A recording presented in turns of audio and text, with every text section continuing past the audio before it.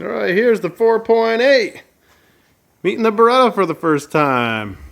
We got to see what I'm going to do is stick it in the engine bay, take a Sharpie, mark how much I got to cut out of this thing, because I want to have an idea of that before I cut the floor out too.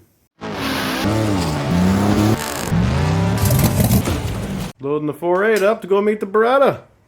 All right, I made an effort here to save all this ABS stuff. I even clipped off the ones that go through the bulkhead, figuring I could re-splice them later. These are for the sensors that go to the rear.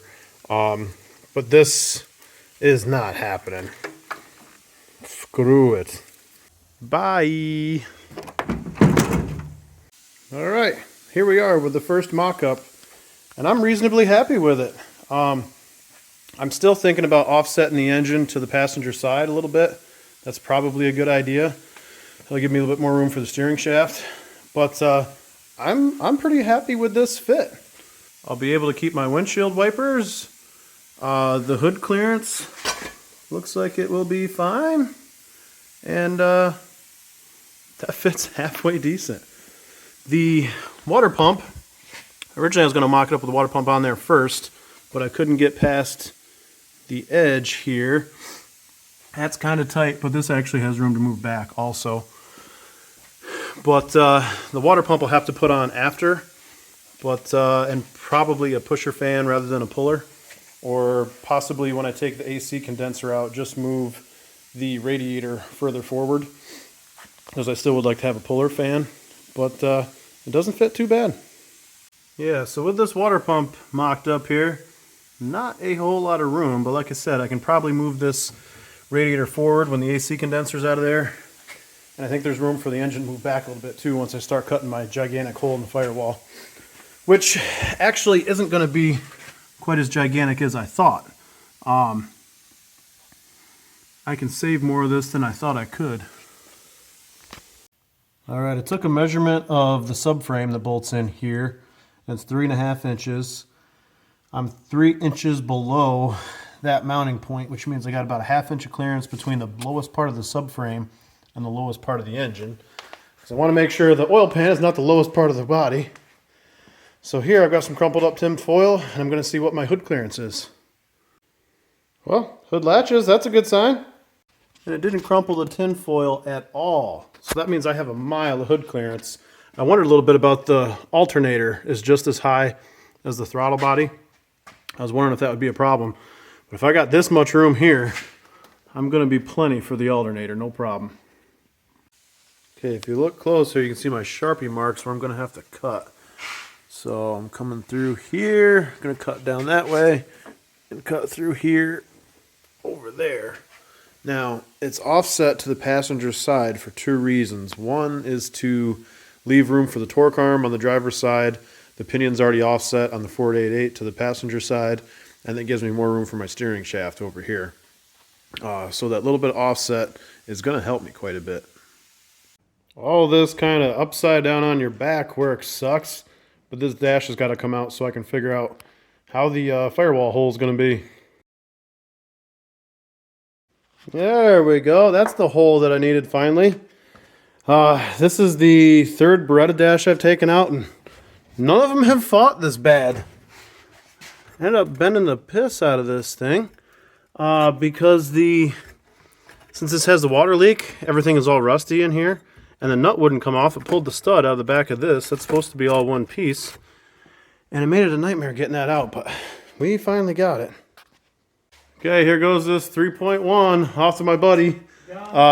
He had that black Beretta that I hauled for him last year with a huge rod knock. This one's going in that car. That thing sounds mint.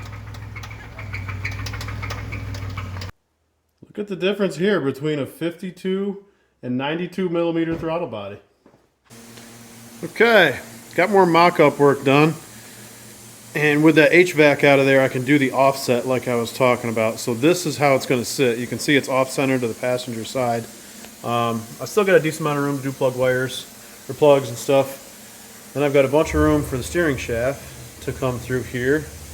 I checked clearance on the alternator. That is also good, clears by a mile. I've got room to get my battery terminals on and off. I'm pretty happy with that. I also tried this Camaro hose here that does go onto the Beretta radiator just fine, except my belt's got to come through here. Now I can shorten that up a little bit, do a little bit of figuring. I may still be able to make this work, or I may have to go a little different route. But actually, Beretta and Camaro have the same size radiator hoses. They're 1.25 inches for both of them, and that makes it nice since I'm using an F-body water pump, and the Beretta radiator is the same deal. Here's the Camaro lower hose fitment, which ain't quite as good. Pinches it off there. I can shorten it up a little bit, but I'll probably have to go a different route on that one. Well, this is the stock Beretta radiator hose that has a really tight bend, and by taking 2 of these, I might be able to make it work with that LS1 pump. I did see another one on Rock Auto that has this Y junction that looks like it's set up where I can take it apart and change it, where this is like bonded. So I'm going to see if that works. Something I did notice though, my engine mounts down here sit quite a bit lower than the frame rail, so I'm going to have to weld those to the subframe rather than the top there. And I sort of wanted to be able to suspend the engine from the body and pull the subframe out from underneath it, just like the factory V6 was. So I'm going to have to do a little thinking on how I can do that, or maybe I just pull the subframe and engine all in one shot. I mean, that's how my Camaro subframe is set up, so I could do sort of a similar deal here. Another LS1 Camaro part I picked up here is this 3-pin coolant temp sensor. So the truck stuff is only 2, but a 98 Camaro, this is TX111, is a 3-pin sensor instead of the 2-pin here. And actually, from the factory, this 96 Beretta, it was the only year a Beretta had a 3-pin coolant temp sensor. But here's the wire that I got to tap into. I'll just run this back through the harness and sort of merge it with the truck harness over there, and I'll have my factory gauges work. I think I can make all the factory gauges work with the LS. And since you can pick on the LS whether you use a 4-cylinder, 8-cylinder tack signal, the 6-cylinder cluster that I have here that goes to 6,000 RPM, I can basically make that an 8,000 RPM tack and just redo the gauges, like redo the graduation on the gauges like I did for my last Beretta. I'll print a new gauge face for this one just like I did that car and make it look sweet at the same time, as well as change the graduation. And it's also you know, low, hot with the coolant temp sensor, and I want to have actual numbers in there too. So here's the Camaro coolant temp sensor. It's a 3-pin. The 3-pin you can get off a throttle position sensor harness. I grabbed this. This was actually off the Beretta too, the Beretta harness, and it'll plug right into the 3-pin coolant temp sensor. I was worried here too about exhaust clearance and how I was going to make that through here, but I do have room to bend that pipe underneath the starter and bring it back. I don't love having an exhaust pipe right next to the starter, so it may become a replacement item, but it should fit packaging wise. It's fairly tight in here altogether, but all in all, I mean, it really fits pretty freaking nice. And right here too, I've got sort of a void, lots of room here. And if I just take this thing out of here, do something different with a coolant reservoir, there's a lot of room for a turbo.